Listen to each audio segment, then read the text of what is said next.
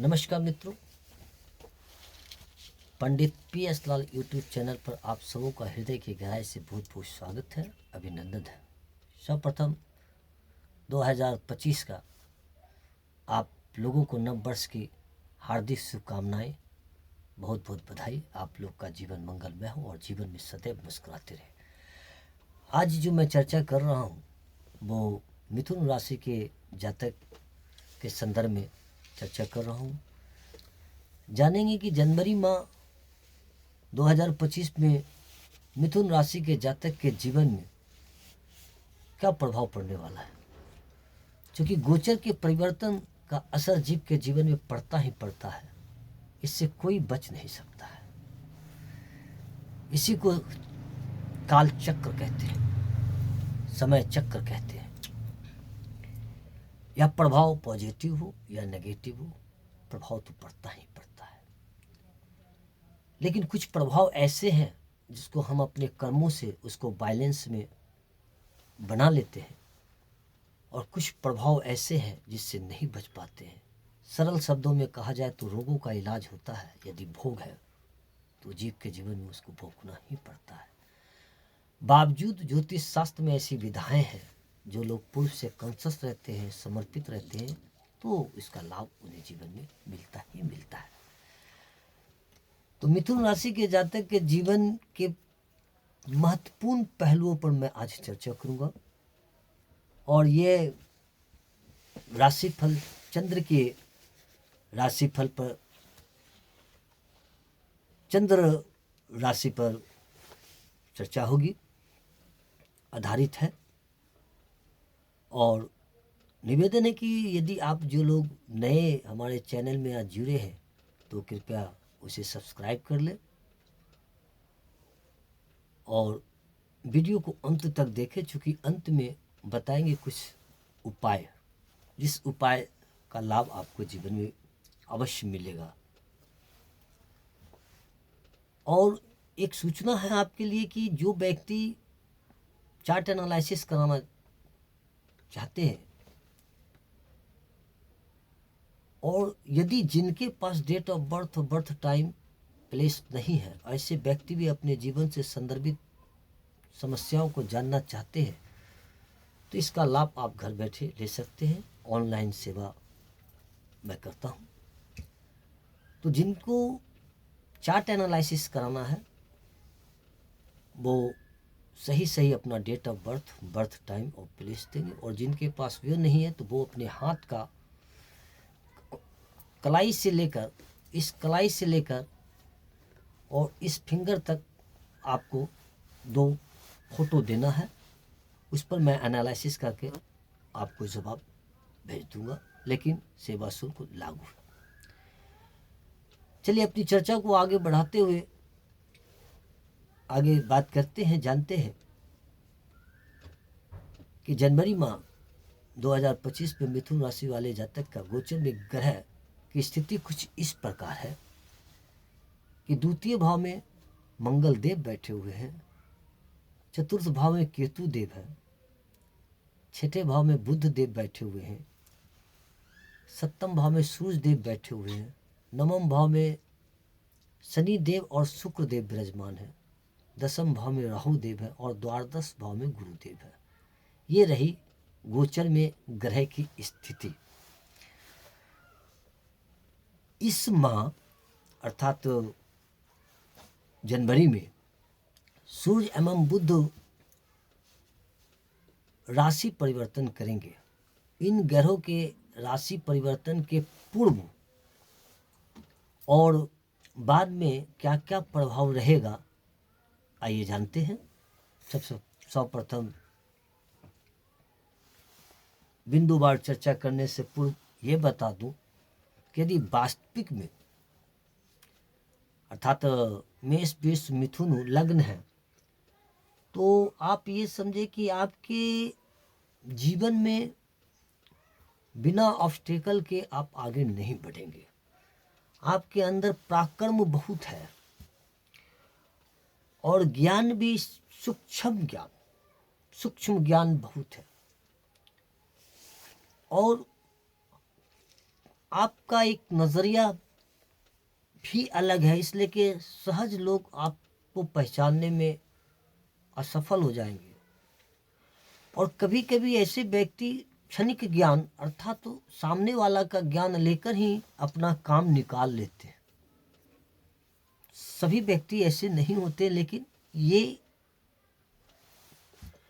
इस टाइप का ग्रह का जो प्रभाव है वो जातक के जीवन में असर देता ही देता है। इसलिए जीवन में कई बार इसे असफलता के दौर से गुजरना पड़ता है। चलिए, वीडियो लंबा हो जाएगा, पॉइंट पर आता हूँ कि बात करते हैं स्वास्थ्य। तो प्रथम भाव में मिथुन राशि, जिनके स्वामी छठे भाव में, वृश्चिक लग्न के छठे भाव में बैठे हैं। छठे भाव ठीक नहीं होता है, इसलिए 5 जनवरी तक स्वास्थ्य पर विशेष ध्यान देंगे। और 5 जनवरी तक ही नहीं, आगे भी ध्यान देना है, क्योंकि 5 जनवरी के बाद बुध का गोचर धनु राशि में होगा। और चूंकि सूर्य देव पहले से विराजमान है और बुध देव गोचर में जाएंगे तो बुध आदित्य योग बनेगा। तो पूर्वार्थ से स्वास्थ्य जो गड़बड़ है उसमें थोड़ा रिलीफ तो जरूर मिलेगा, लेकिन बावजूद स्वास्थ्य में हीनता रहेगी, स्वास्थ्य में कमजोरी रहेगी, कुछ न कुछ परेशानियां बना रहेगा। इसलिए कि आप विशेष सावधान रहेंगे। स्वास्थ्य संदर्भित कोई प्रॉब्लम हो तो अच्छे डॉक्टर के संपर्क में रहेंगे। दूसरा पॉइंट ये है कि विद्यार्थियों के लिए एवं संतान के लिए हम पंचम भाव को देखते हैं, और इसके स्वामी शुक्र देव है, जो कि 9th हाउस में बैठे हुए हैं, भाग्य भाव में बैठे हुए हैं, और साथ में शनि देव भी है। तो विद्यार्थियों के लिए कालखंड अच्छा है, लेकिन मंगल की चौथी दृष्टि भी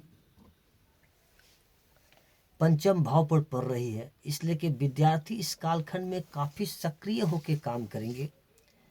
अपना अध्ययन काल, उनका विद्यार्थियों का अध्ययन काल सुंदर रहेगा, और जो भी उनका लक्ष्य होगा वो लक्ष्य के प्रति काफी सक्रिय होकर शिक्षा पर ध्यान देंगे।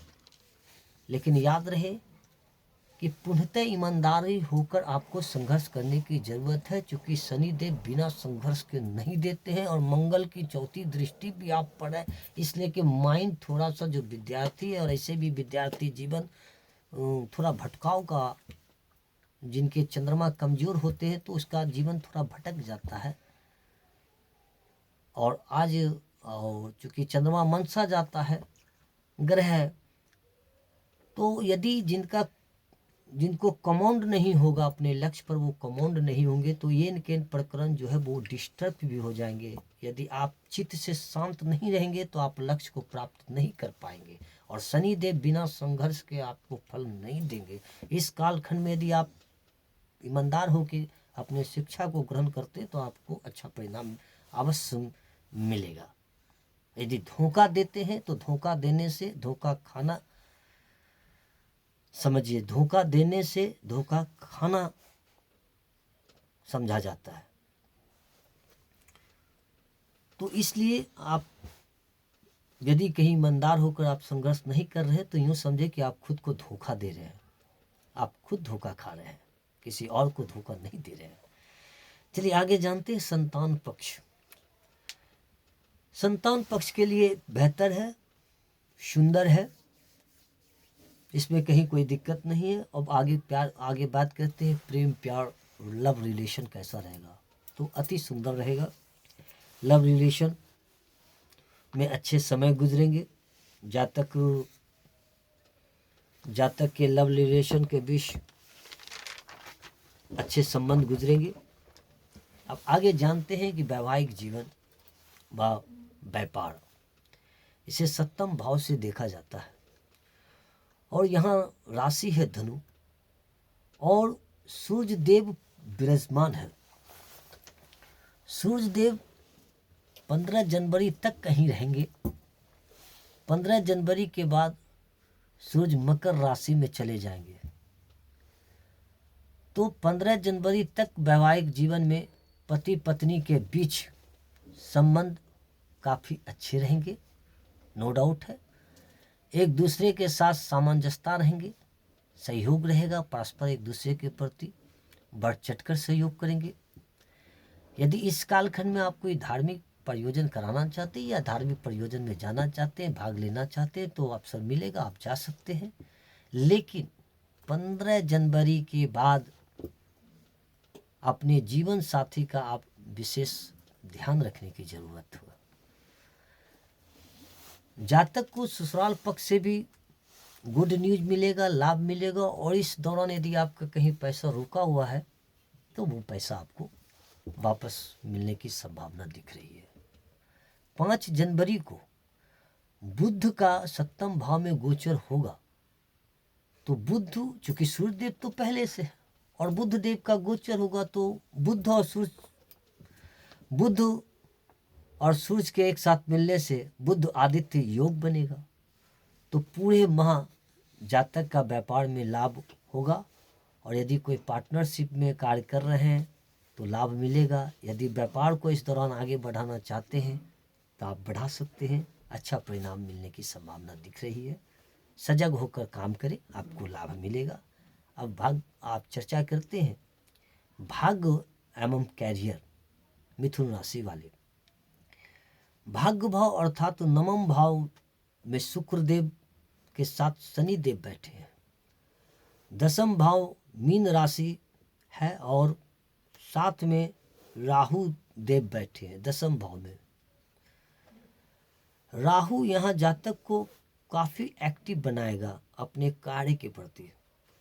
जातक के दिमाग में नए नए आइडियाज आएंगे, नई नई योजनाएं आएंगे। जातक के मन में कई तरह के विचार आएंगे। शनि देव देंगे, लेकिन इनको फल शनि देव देंगे, लेकिन बिना परिश्रम के फल नहीं मिलेंगे। शनि देव परिश्रम करवाते हैं, बिना परिश्रम का इनको फल नहीं मिलेंगे। और राहु विस्फोटक है, इसलिए इस कालखंड में ज़्यादा विस्फोटक दिमाग का इस्तेमाल ना करें, उससे बचें और भाग्य कैरियर के निर्माण के लिए सही ढंग से संघर्ष करें।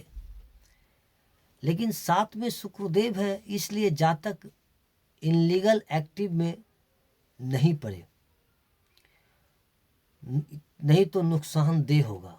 कार्य क्षेत्र में आप सावधान रहेंगे, और ऑफिस पॉलिटिक्स कहीं हो रहा है, ऑफिस में राजनीतिक कहीं हो रहा है, तो आप उससे बचे रहें, उससे दूर रहें, स्वयं को दूर रखिए।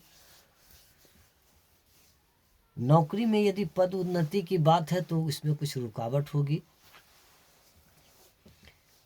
और यदि कोई व्यक्ति इस दौरान नौकरी को छोड़कर कोई अन्य नौकरी ज्वाइन करना चाहते, तो मैं सलाह दूंगा कि जब तक कोई अन्य रास्ता मजबूत ना हो जाए तब तक आप ये डिसीजन ना लें, तो आपके लिए बेहतर रहेगा। तो उपाय क्या करना चाहिए?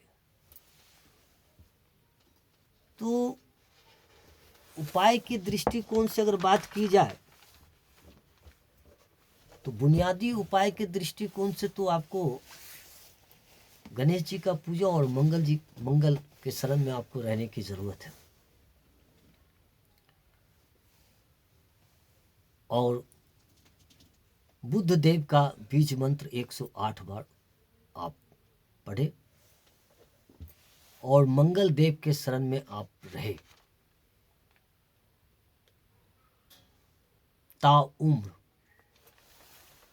और गोचर के दृष्टिकोण से आप बुद्ध देव का बीज मंत्र 108 बार पढ़े और पंछियों को, गाय को